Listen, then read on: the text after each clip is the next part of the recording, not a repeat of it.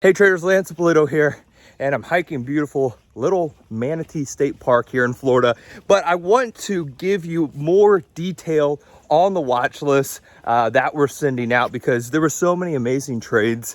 Really the past few weeks as everything's been on fire that I'm really excited, and I'm trying to share as much intel as possible with you guys and girls so you can make some money. So first name, and I got so many. So if you're not a member, you got to check out the Blitz Market color.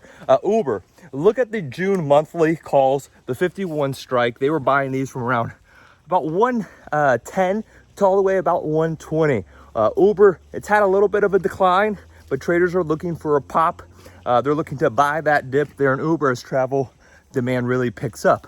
Another one, something I'm super interested in is, because I'm a car guy, and that's KAR, Car Auction Services.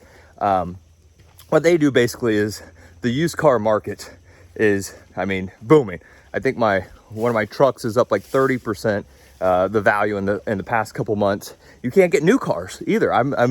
It's been over a year and I still haven't got my Ford Bronco, and I'm probably not going to get it till next year. But traders are coming in buying July call options on it. It was they actually hit it about 2 minutes before the close, and it was a pretty big trade, about 3,000 contracts in KAR. They did this a few months back, and KAR had earnings, and the stock had a massive squeeze, massive pop, I should say. It squeezed for a long time to the upside. So look at that one.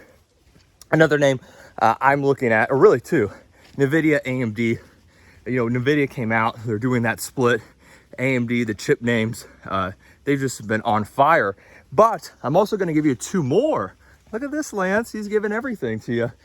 Chip names that I'm seeing bearish activity on, and that's Qualcomm and Skyworks.